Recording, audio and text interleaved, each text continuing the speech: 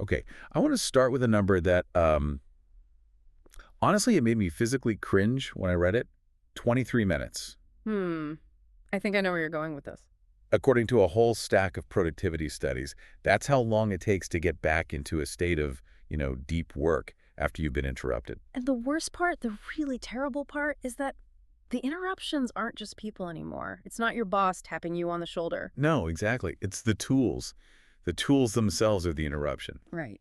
We're deep diving today into something I think everyone listening feels in their bones. It's this toggle tax. You know the feeling. You're in your email. Then you switch to Slack. Then you have to log into the CRM to update something. Then the HR portal for a time off request. Then back to email. It's a total fragmentation of your attention. We spent, the last 2 decades building these amazing specialized SaaS tools for every tiny task. Which was great for features. Great for features, but just terrible for flow. Yeah. For actually getting work done. It's just a cognitive drain. But the whole premise of our deep dive today is that this era, this age of fragmentation, might actually be ending. Right. At least the part we see. We're looking at a fascinating, and I've got to say, a pretty radical piece by Johan Steyn called The Invisible Infrastructure. And his big argument is that the graphical user interface, the screens, the dashboards, the buttons we click all day long, Yeah. it's on death watch. But Death Watch sounds a little dramatic, but Steyn's not just some random guy. He's an AI thought leader who really focuses on enterprise architecture. Right? So when he says the interface is dying, he doesn't mean the software itself is vanishing.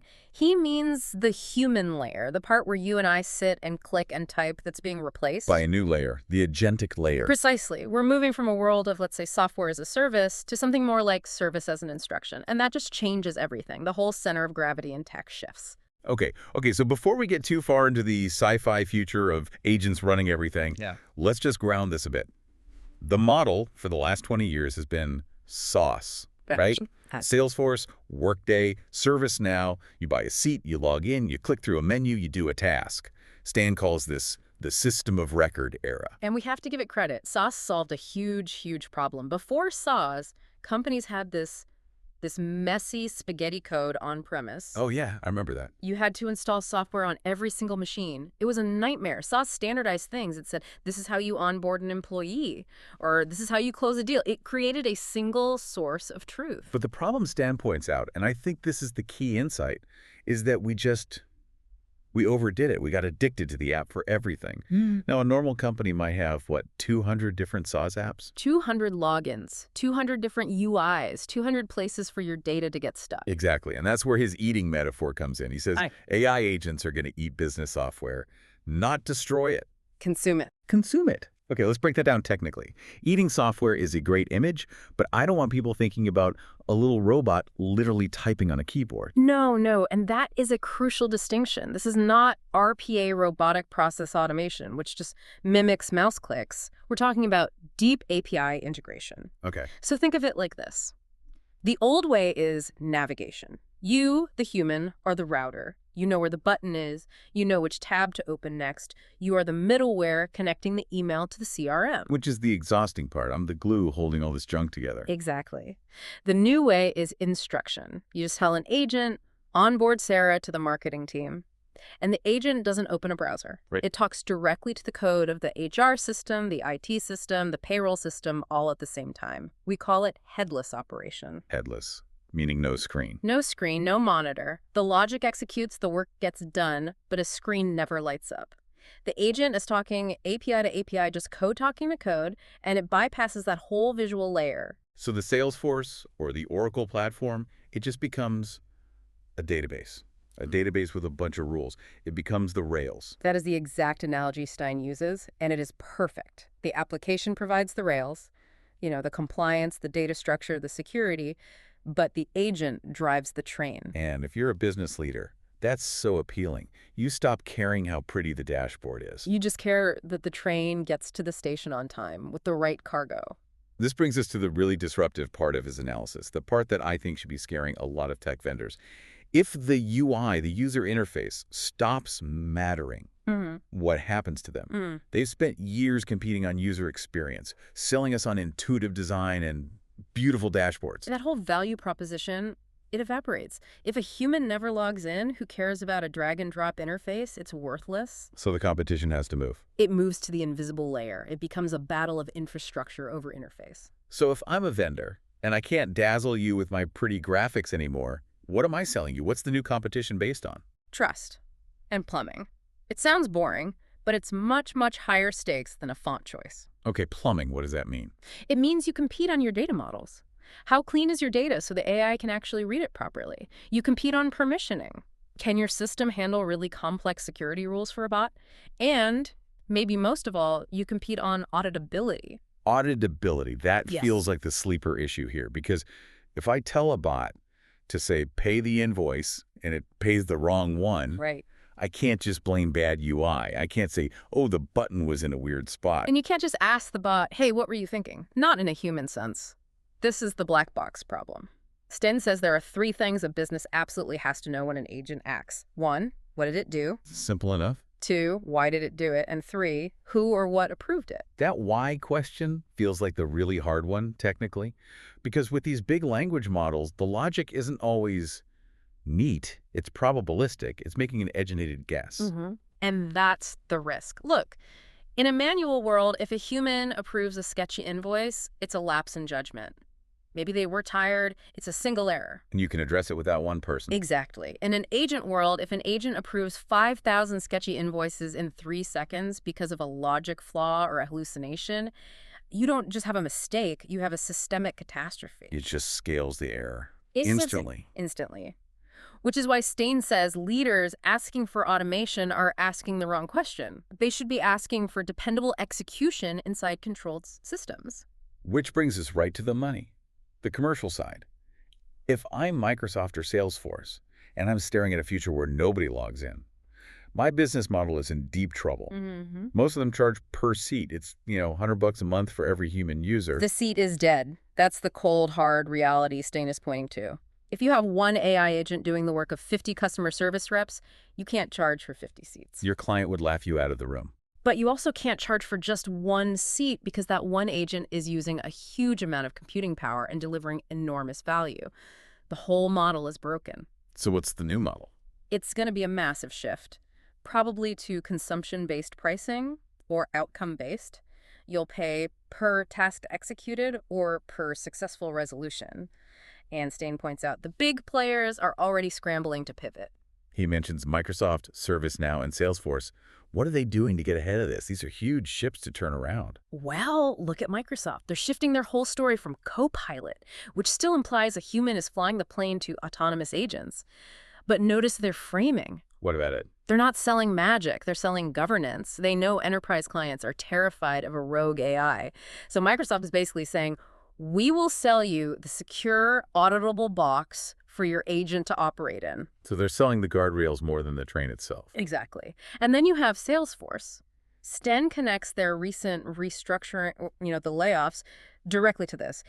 AI-driven restructuring is the corporate code. They're cutting roles that support the old human-centric software like UI designers, and they're pouring resources into what they're calling agent force.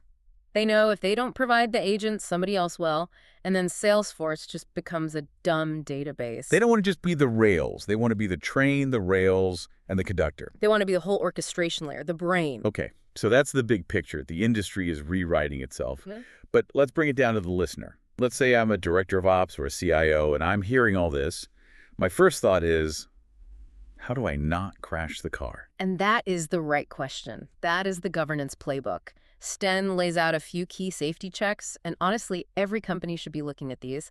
The first one is identity and permissions. This sounds like basic IT security, right? Don't write your password on a sticky note. But it must be different for agents. It's so different. It's the principle of least privilege. You do not give an agent admin rights to the whole kingdom. You treat it like a very fast, very eager, but slightly naive intern. So you only give it access to the one specific thing it needs to do its job. Only, if it's a scheduling agent, it should have zero access to the payroll folder, ever. Because if that agent gets compromised, or it just hallucinates and decides to schedule a big salary transfer, you're done. You're in a world of hurt. Okay, what's the second checkpoint? The paper trail, or I guess the digital log trail. Steyn is so clear on this. In the old world, logs were for techies to debug a server crash. Right. Nobody else looked at them. In the agent world, logs are your legal defense. When an auditor asks in 3 years why some vendor got paid, you need a log that says, Agent X authorized payment based on contract Y and policy Z at this exact timestamp. So the excuse, the AI did it, is not going to fly in court. Not a chance. You have to be able to prove the entire logic chain, reconstruct the whole decision. Okay, and the third piece of the playbook is hybrid architecture. This is interesting because there's so much hype about creating one super agent that does everything. Steyn says that's a trap. It is a massive trap. If you build your entire business logic into one single agent from one single vendor, you have just created the ultimate vendor lock-in. If that vendor raises their prices or changes their model or goes out of business, your company's brain just got switched off. You're stuck. You're stuck. Steyn argues you need a hybrid approach. Use different agents for different tasks. Make sure your data stays yours.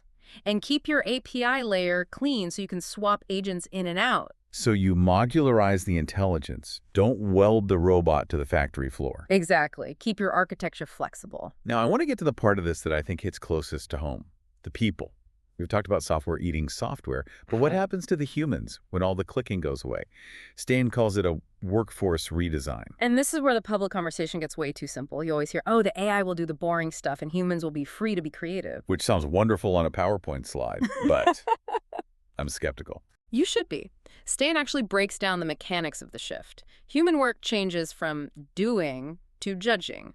We become the exception handlers. Okay, so the agent processes 99 standard invoices, and the human just looks at the one weird one where the date is wrong or something. Right. And on the surface, that's a huge efficiency gain. But here's the paradox he highlights. It's a real deep worry, what I'd call the junior gap, the erosion of skill. Unpack that for me. Think about how you learned your job. How did you learn to spot a bad contract or a weird invoice? By doing the grunt work. You processed thousands of them. You fixed the basic bugs. You wrote the simple emails. That repetition built your intuition. It taught you how the whole system actually works from the ground up. Right. I know why an invoice looks weird because I spent 3 years looking at normal ones. I built that muscle memory. Exactly. Now, if we automate all of that entry-level doing, how do junior employees learn? How do they ever develop the expertise to become the judges and the exception handlers? If you take away the bottom rung of the ladder, you might find that in 5 years, you have no one who knows how to climb to the top. That's it. It's a massive risk. It's the classic autopilot paradox. The better the autopilot gets, the worse the human pilot is at flying the plane manually. So when the agent breaks, and it will break, and you have a junior team that's never processed a transaction by hand, they won't know what to do. Right. They won't even understand the business logic underneath it all. So what's the fix? Do we just not use them? No, the games are too big to ignore. Steyn suggests we have to completely rethink training. We might need simulation modes where junior staff practice on historical data just to learn the ropes, even while the AI is doing the real-time work. That is fascinating. Like, we'd have to gamify the old work just to keep our skills sharp. Flight simulators for accountants. It's very possible. And we also have to change performance metrics. You can't measure an employee on tickets closed if an AI closes them all. Good point. You have to measure them on agent management. How well do you configure, monitor, and audit your digital colleagues? So every manager becomes a manager of machines. That's the job title of the future. You're not managing a team of 5 people. You're managing a team of 5 people and 25 agents. It really, really feels like we're standing on a fault line.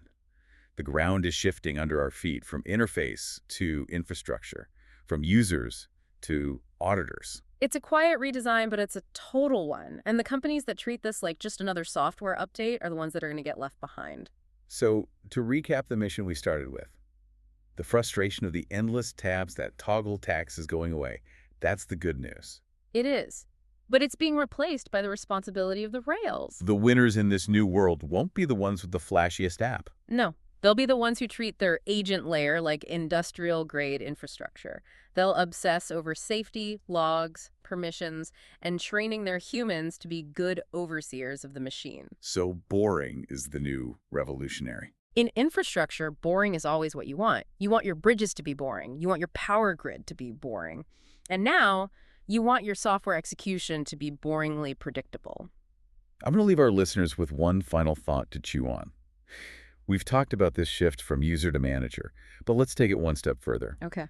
If the AI agents are doing all the work and the interface is invisible, the single most valuable skill in your company is no longer knowing the software.